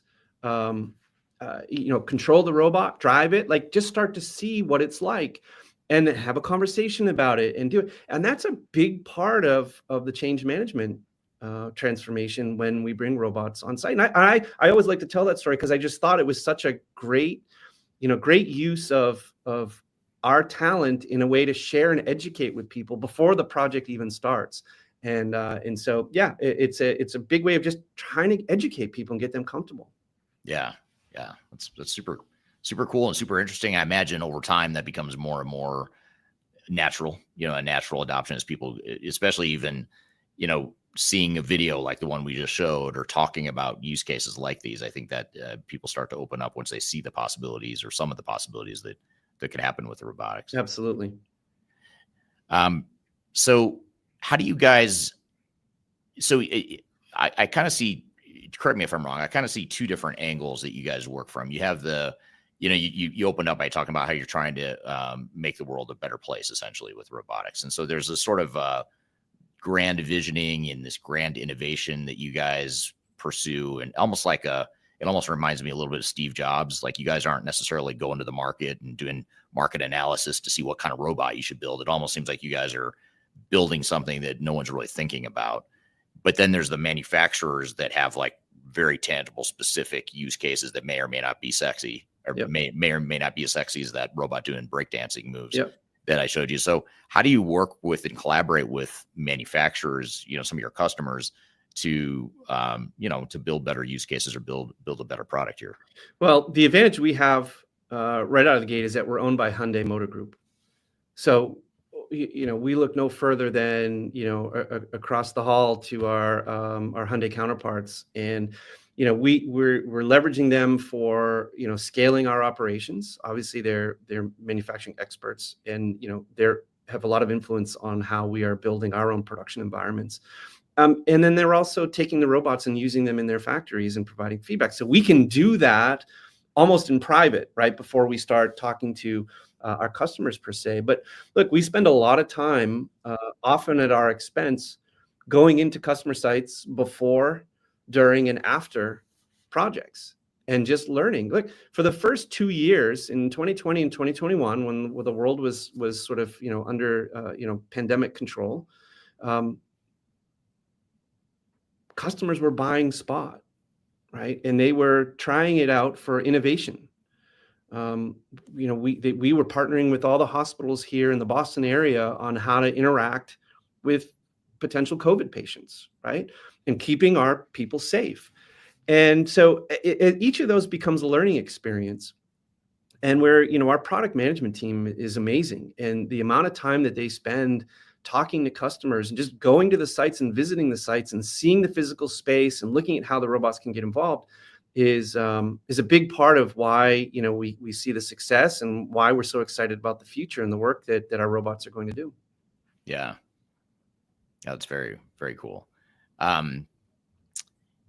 Here's a question from Darian on LinkedIn. Darian says, do you believe that as robots evolve, we'll need new kinds of management or leadership roles like robot operations managers or AI workflow designers to coordinate all of this? And maybe to add to that, will it be a human or a robot? If the answer is yes, would it be human or robot that would do this? Darian, that's an outstanding question. It's interesting. If you talk to Salesforce, they'll tell you, your boss will be, an agent, right, at some point, right? But Vala Afshar is one of my friends. He's the digital chief evangelist at Salesforce. Talks a lot about that. He says you'll have agentic coworkers. You might have an agentic boss. Darian's question is spot on. I like to say, all of these lights out and smart factories that we're going to build still will need smart people to run them. Right? They're going to need people that know how and understand how to manage a robotic fleet, right? The productivity of a single person is grown, to the nth degree based on the number of robots that they control. And that's sort of why our products are evolving this way with that orbit fleet management. So yeah, I think there's going to be different types of management. There's going to be different types of people on the ground working. We have this really cool concept video that we show what a factory of the future looks like. And it's all of our robots working together with some of our partners' robots, but there's humans still there. Like there's humans on the floor, there's humans in the control room. It's definitely going to be sort of a co-working piece. But yeah, we need managers and leaders and thinkers about how do we apply this technology in the most effective way, and how do we take advantage of the productivity gains, the safety gains, the accuracy gains that come from all of this. And it allows humans, right? It allows a company the opportunity now to sort of, change their resources and redeploy resources in more strategic ways. Studying data analytics, studying performance data, looking at patterns and thinking critically. Those are all things that humans excel at, and I don't see that being replaced anytime soon. Yeah, for sure. And when you and I were first talking about doing this interview, I think I was sharing with you, I was kind of struggling with what angle should we focus on? Do we focus on the ERP implementation that we're helping you in Boston Dynamics with, or do we focus on the robotics piece of it and how robotics can be used and how you guys are seeing manufacturers use robotics? We decided to focus on the manufacturing piece of it. Yeah. But I do want to ask you just one question around your own digital transformation, because on one hand, you guys are selling a product here that enables true transformations for manufacturers and other types of organizations, but you guys yourselves are going through your own digital transformation, your own ERP project. Can you just tell us a little bit about that at a high level? Kind of what is it? What's leading you down this path? This is obviously third stage, and Boston Dynamics are working together on this project, on this initiative, but tell us a little bit about that if you don't mind. Sure. We run our entire business on Salesforce, including our ERP system, is something called Rootstock. And as a CIO and an IT practitioner, I have what I'd like to describe as nirvana, that I have a single customer object, a single product object, a single order object. And I've never had that before, right? It was always in multiple systems, and I would be focused on integrations and how do I move a lead to an opportunity, into an order, into a case. Like, I never had that before, right? You were always doing all this integration. We have no integration, right? Because it's all done on the same platform, and that was by design, right? When I came into Boston Dynamics, I had implemented SAP a number of times, just about every module. I had implemented NetSuite. I implemented Oracle eBusiness Suite. I had run Microsoft Dynamics and Infor Sightline. And I said, I want to do something different. And fortunately, I aligned very, very well with our leadership team here when we came in the door and said, we don't want to do the SAP Oracle thing. Like, that was my CEO's, like, his mandate was like, I don't want to do it. And I think they were just scared, right, of what they had heard over the years, because they had never done it either. They had all worked here at Boston Dynamics, and I think they ran the business on QuickBooks. And so getting an opportunity to build out Salesforce and Rootstock on the Salesforce platform was extraordinary, and it's the backbone of what we do. The project that we're working on now is really about how do we make it better, right? It's been 5 years. We've grown considerably as a company, and how do we better tune our ERP environment to support the scale that we want and to support the business needs that have evolved over time. I'll tie robotics and ERP here for a second, right? Eric, I've been a fan of you, long before third stage.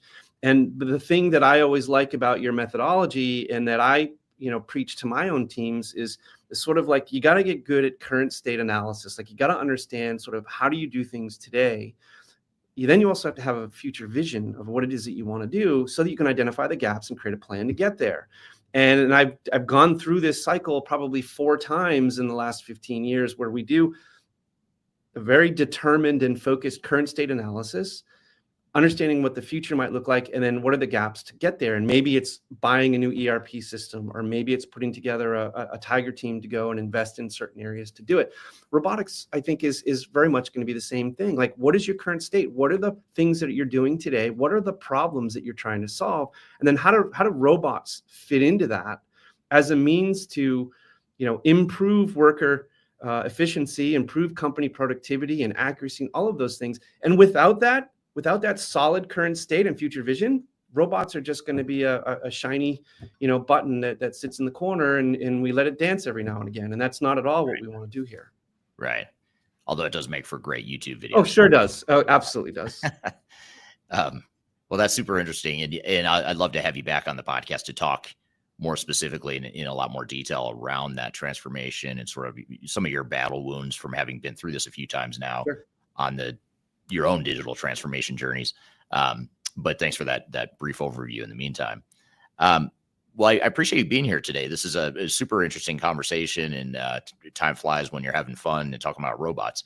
We've got a lot of questions we didn't get to, but hopefully we can cover some of those in a follow-up session. But how can people learn more about what are the best ways to learn more about Boston Dynamics and to connect with you? Well, certainly you can find me on LinkedIn. Happy to have these conversations. It's an area that I'm really passionate about. Visit us online at our website, bostondynamics.com. There's case studies out there. Like you said earlier, Eric, subscribe to our YouTube channel or TikTok, or Instagram. Follow us in any of those locations. We're always dropping really amazing videos. Usually there's a little strategy behind when we do it, which is always really fun. But my message for everybody is, as we think about the use of robotics in the work that we do, and it doesn't just necessarily have to be around, manufacturing and the other industries that we talked about. It really could be anywhere. But I always tell people that the sooner that we can begin to think about robots as co-pilots and not adversaries, is the sooner we can adopt this technology into our jobs and into our home lives. And it's just going to be a really, really incredible future that I'm really looking forward to. Yeah, super exciting. And it's got to be super exciting for you to be sort of on the forefront of that whole movement. Sure is. Yeah, that's very cool. All right. Well, thank you again, Chad. That was a great conversation. Thank you to the audience for the great questions. we've got some follow-up topics we want to cover as a follow-on to that conversation. But first, we're going to take a quick break. We'll be back with more Transformation Ground Control.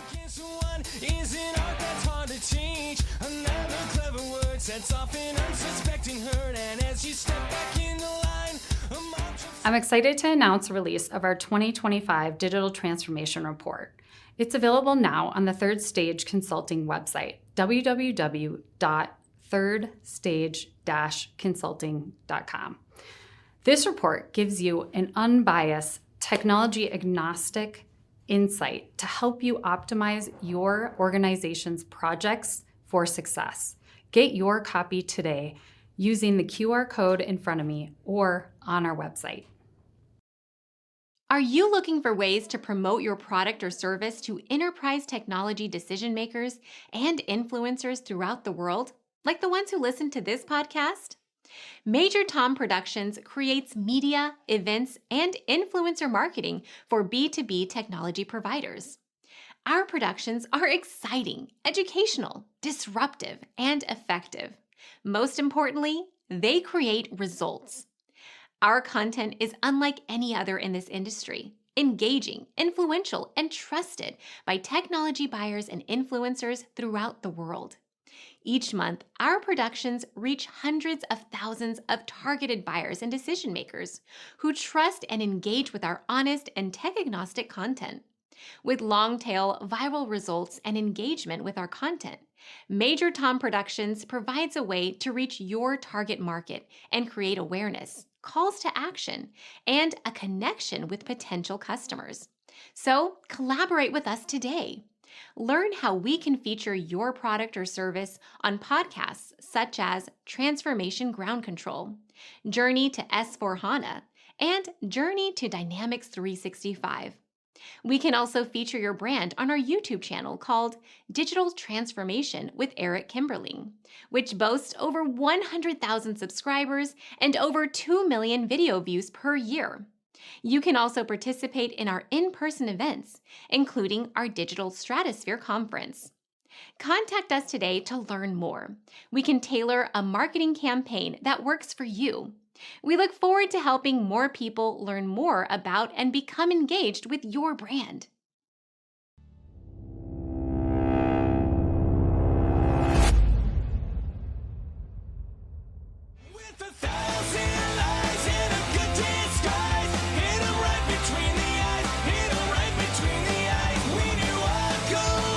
Hello and welcome back to Transformation Ground Control, episode number 215. My name is Eric Kimberling here with Darian Chwialkowski.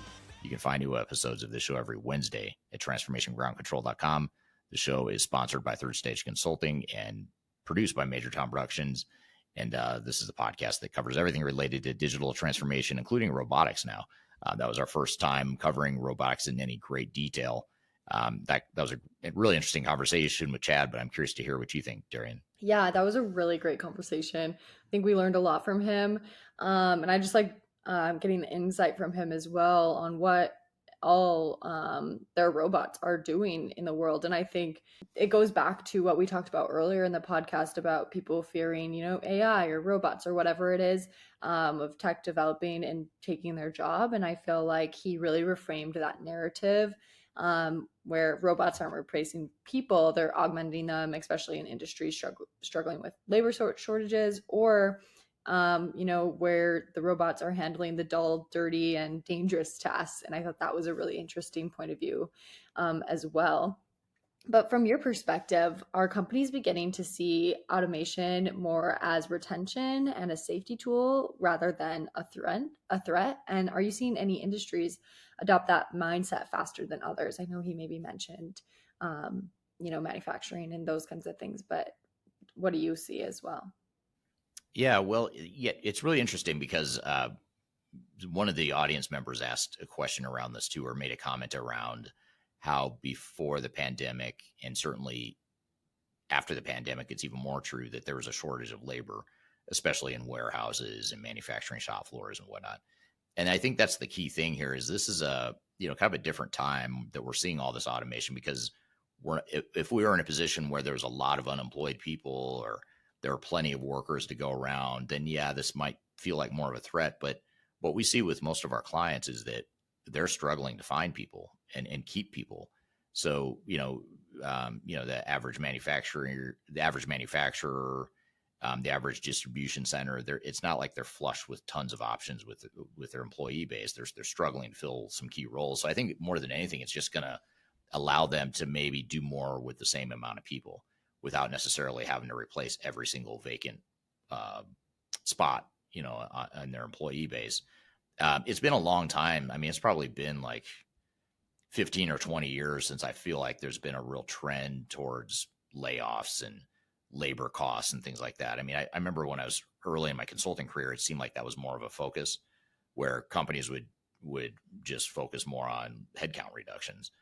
But now it's pretty rare that companies think that way because they're hurting so much as it is, and they're spread so thin as it is. So I think I think you just look at the facts, and hopefully it's a little less overwhelming to people. Yeah, absolutely. And I want to kind of switch gears into when you guys were talking about smart factories and how he was like, well, the thing about future of jobs is that, especially in these factories, they still need smart people to run, even if robots are in there, run them. And it's not just about adding automation, but it's expanding human capability as well. Have you seen companies actually create these kinds of roles yet? And if so, what skills are becoming the most important in a robotic augmented workforce? Yeah. Well, I think robotics combined with AI, combined with the trend towards data analytics and things like that, I think it's pushing more people into more of a knowledge-based role. So, you think about even like the average shop floor worker, the average shop floor worker or skilled laborer in general is actually doing a lot less manual labor than they ever did in the past. They're still considered blue collar workers. They're still considered manual laborers by many. And in many cases, they still are doing a certain amount of manual labor. But now instead of doing every single physical activity themselves, they're operating machinery and other things. And they have to know how to operate that machinery. They have to know what to do with information that they're getting from the machinery. They have to interact with the machinery. So it's just changing people's jobs quite a bit. And so it requires a certain amount of upskilling, or I don't even want to call it upskilling like it's a bad thing if you don't have it. It's just more reskilling. Maybe that's a better way to put it. Is you're reskilling people's qualifications or their capabilities, and you're also redefining their jobs. You're sort of redefining how you want them to be working. If you don't want them to be doing manual labor with every single step being done with their hands, you need to show them how to use that equipment to do things differently. And the same is true with AI and robotics and all the stuff we've been talking about in this episode so far. Yeah, absolutely. And overall, I think the conversation did a great job showing that robotics isn't just about automation, it's about transformation, especially when it comes to companies. So one final question for you. What's your advice to organizations that are just starting to explore robotics or AI in the workplace? Where should they start? And what's the biggest mindset shift that they need to make? Well, I think first of all is to not try to boil the ocean, not try to feel like it's all or nothing. Either we go deploy hundreds or thousands of robots through our organization, or we do nothing. You can take a more agile, more piecemeal approach to sort of trying different use cases, picking off areas of low-hanging fruit, testing it, optimizing it, figuring it out and learning from it, and then rolling it out at scale once you've gotten some momentum behind it. So I think not feeling like you have to do it all at once is one thing. And then the second thing is just make sure you have a real clear purpose and business case for it.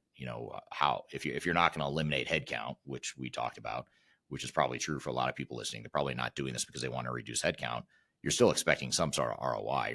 You're probably not just going to go invest in robots because, like Chad said, they made it look human and you have this human emotional connection with them. That's probably not enough of a business case. You probably need something more than that. So, you just need to justify, well, how will this make us better? How would it allow us to produce more without necessarily needing to hire more headcount, or how will it allow us to sell more, or whatever the case may be. So I think that's the other part of it, is just having a clear purpose and business case for what it is you want to do and letting that drive your decision-making and your plan going forward. Yeah, absolutely. But yeah, like I said, a great conversation. It was fun to talk about robotics versus some typical stuff that we talk about. So it was a good mix. Yeah, it was really good stuff. And we're going to sort of transition straight into this concept of agentic AI and whether or not it's going to reduce human decision making. And there's actually a question that came up with Chad during the interview where someone said, actually, it might have been you that asked a question around, are we going to have robots that are people that are managing the robots, and how is it going to change what people are doing in that regard? So this is agentic AI. And then someone else was actually asking too around, or you asked at the beginning of this episode about Sarbanes-Oxley and, how can we ensure that AI is being compliant with laws and regulations and things of that nature. So it begs the question, is agentic AI potentially going to take away our human decision-making? And I would say in the short term or in the near future, I'd say absolutely not. It's hard to imagine a world where maybe someday it will, but who knows? I can't predict the future that well when it comes to this stuff. But what I wanted to do is we want to roll and play for you this clip from my YouTube channel where I talk about what agentic AI is, as well as how it might affect people's jobs and their decision-making going forward. So we'll roll you this clip from my YouTube channel, and then we'll talk about it here in just a second. Increasingly over time, we're seeing a lot more AI work with our clients. And one of the common buzzwords you may have heard of in this space is agentic AI. By now, most of you are probably familiar with AI, maybe use ChatGPT or Copilot or Baird, any of the AI tools that are out there that are being commonly used. But what's really interesting is that businesses are starting to see an interesting use of AI in a newer category called agentic AI. And what agentic AI does that's different than regular AI or the traditional AI that you might be familiar with is that it can make decisions and it can take action without any sort of human intervention. So it really automates workflows, decision-making, and allows the technology to operate independently of humans. And this is a really groundbreaking technology because it's going to automate and change the world as we know it, specifically in areas like software development, customer service, predictive maintenance. You think about a factory shop floor and being able to use agentic AI to solve problems before something breaks or before there's a problem on the shop floor. So there's a lot of different ways that agentic AI is going to completely transform the business world as we know it. So in today's video, I want to talk about what agentic AI is, share with you some use cases of how it's being used to automate businesses and improve businesses, and also talk about some of the risks and considerations you could keep in mind. Before we dive too far into today's content, I want to share a little bit of information about Third Stage Consulting and who we are. Third Stage Consulting Group is an independent technology agnostic provider of consulting services to help clients through their digital transformations. We help with digital strategy and software selection, as well as implementation planning. And during implementation, we provide services related to program management, organizational change, business process improvement, as well as enterprise architecture. These are just some of the services we provide. We have offices in North America as well as Europe and Asia Pacific. So if you'd like to learn more, I encourage you to check out our resource center, which includes a number of resources that will help you through your digital transformation. And you can access that for free using the QR code here or the links below. You can also reach out to me directly if you'd like to discuss your digital transformation and brainstorm ideas on how to improve where you're headed on your journey. Now let's jump back into today's content. So let's start with what agentic AI is. Agentic AI is a tool that can set goals, it can take actions and make decisions, and ultimately do follow-up workflows without any sort of human intervention. So whereas we used to use AI to interact with and ask it questions and have it produce stuff for us under our direction, agentic AI is totally different in that it's using AI to replace humans in the whole decision-making process. For example, if inventory stock is running low in a warehouse, agentic AI could make the decision to reorder more of that particular product. I'm going to get into a lot more use cases later in this video, but that's essentially what it is. Another way to think about agentic AI is if you compare it to driving cars. Traditional AI is like GPS. It's giving you technology, it's giving you information that the human can use to make decisions, whereas agentic AI would be more like a self-driving car. It's making decisions, it's turning, it's picking up external data, it's responding to external data, it's continuously learning, and it's continuously optimizing how it drives the car. So that's really the difference if you think about that analogy, the difference between GPS and a self-driving car. That's the best way to think about the difference between agentic AI and traditional AI. Now, there are a few different capabilities of agentic AI that are worth noting. They're important to understand as it relates to this concept. One is gathering and processing data, looking to internal data and external data and learning from that data, processing that data. Second is decision making. It can take that external and internal information that's gathering and processing, and it can make decisions just as a human would based on the information it's collecting. Third is action execution. Based on what it learns from the data it's gathered, it can now take action that it deems best based on all the inputs it has gathered so far. And then finally is feedback. It continuously learns from its own feedback. So it's continuously gathering more data. It might make some mistakes along the way, and it learns from those mistakes to where it can continuously get better at making decisions and taking actions as a follow-up. So this is a high-level overview of Agentic AI, but the next question is, what are some real-world examples of how Agentic AI is being used to improve businesses throughout the world? And that's what I'll talk about next.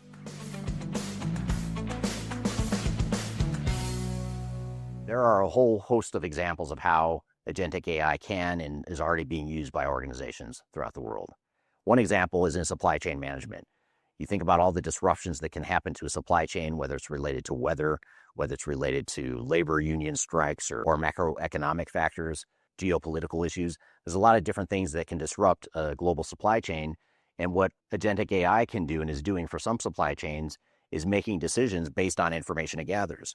If it gathers information about a potential hurricane in a certain part of the world that disrupts a route of a ship that's shipping product, it can reroute that ship and make that decision on its own without human intervention.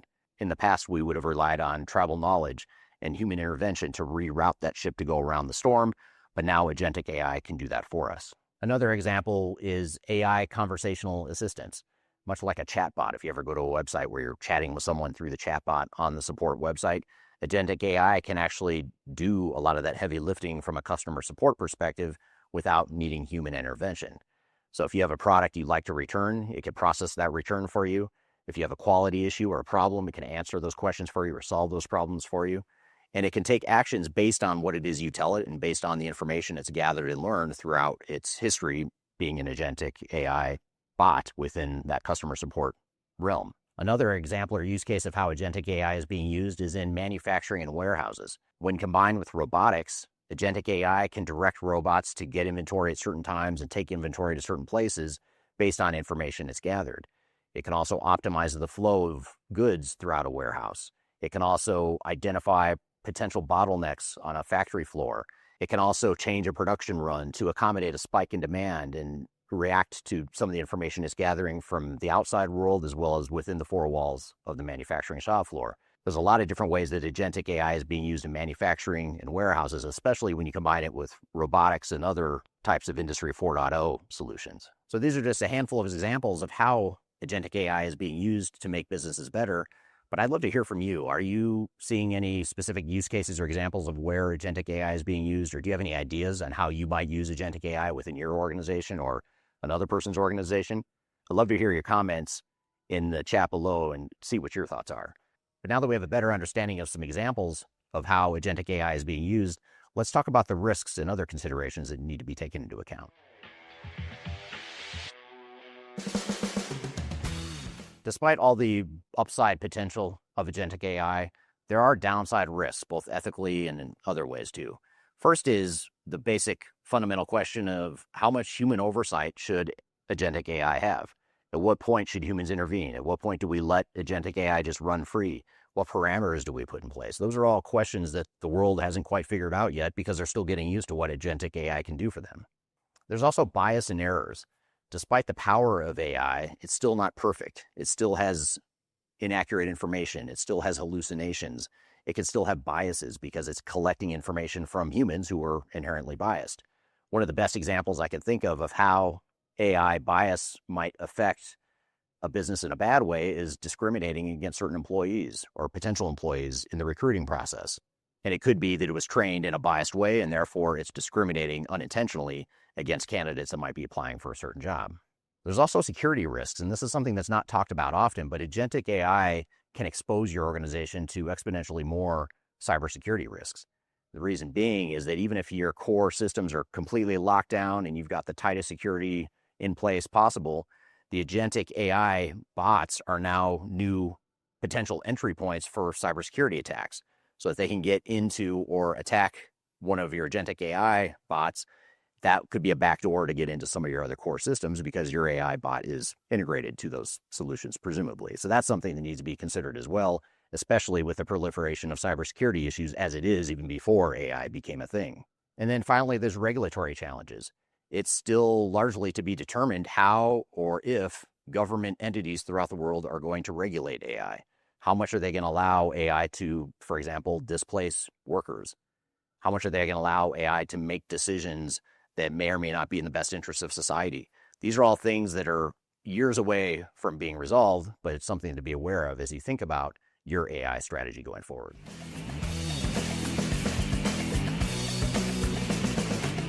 So the future of agentic AI is that it's looking increasingly like agentic AI is going to become a coworker for most of us. A lot of us may have an agentic AI companion that we work with. In fact, I think Elon Musk is predicting that there will be more AI bots out there than there are humans in the world in the not too distant future. And that's a pretty interesting thought. Agentic AI is also going to disrupt digital transformations and the way we think about digital transformations. We used to think of digital transformation as prepackaged commercial off-the-shelf software built and configured a certain way. You put it in and you just use it for the next 10 to 20 years. Agentic AI is a totally different mindset. It's a totally different way of thinking about digital transformation.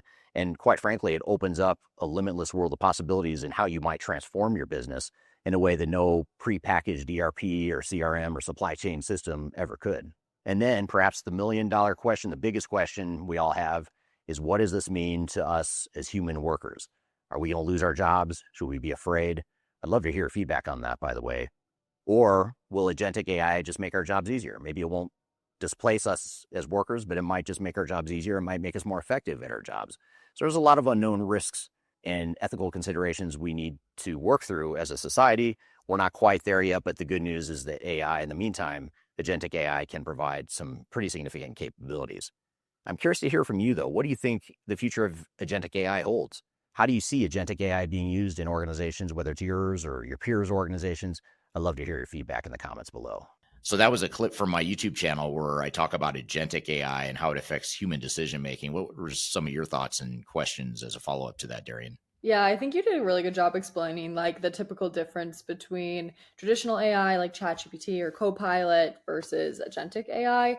I think that's something that a lot of people maybe don't realize. And I think when you compared it to a GPS versus a self-driving car, that really put in perspective like, oh, the difference there is pretty crazy. I do have a couple of follow-up questions for you today. One is, you mentioned agentic AI can make decisions and take action without any human input. From a business risk perspective, what types of guardrails should companies be thinking about before they fully trust this type of AI? Yeah, well, like we talked about earlier in this episode, you can't expect AI to know right from wrong and to know and anticipate what it is you want. So, you can tell AI to do something, but it's not going to have the foresight or the reasoning capability to say, well, I know you want me to do that, but there's a certain law or regulation over here that might require a different approach, unless you've told it to consider it. If you told it specifically, like, take into account this specific set of laws and make decisions within that context, then yes, it will do it. It could do it then, but you can't expect it to read your mind or just assume that it's going to know that you want it to be compliant with, whatever laws and regulations or whatever expectations you might have for it on an individual level. So you still have to train it, you still have to teach it, and you still have to manage it. Yeah, absolutely. One more question I have. One thing you mentioned was that this could totally change how we think about digital transformation. Does agentic AI make traditional ERP and CRM systems feel outdated? And are we heading toward a new type of architecture altogether? Yeah, that's a good question.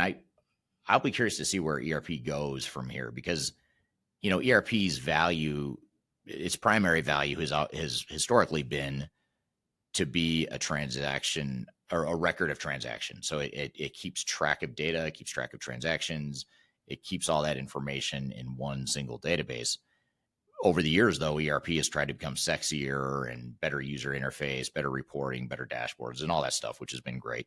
But now AI is just a whole nother thing. I mean, it's just a whole new way of engaging with technology, with asking conversational questions, conversational AI versus having to remember where to look in a system for a specific report.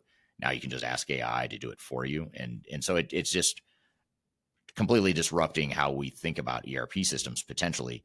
It also takes a lot of the leverage away from ERP vendors, or a lot of the focus away from ERP products from being the sole or the core system.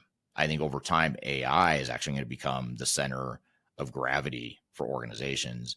Where the data resides, though, that's the part that I don't fully understand. I don't know if there might be a role, maybe a more limited role for ERP systems in the future, where it ends up being more of like a database of information, but you don't use it to run reports or to really engage with it much, other than to use AI to make decisions or to analyze or to get information or whatever. So I'll be curious to see how that evolves, but I do think ERP's role and importance in organizations is going to be significantly diminished in the coming years.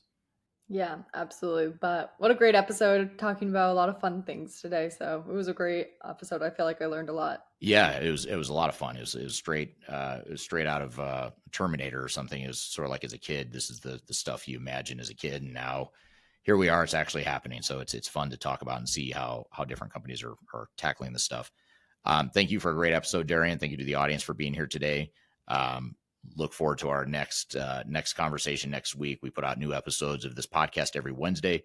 Be sure to go to transformationgroundcontrol.com to see all the past episodes you might have missed.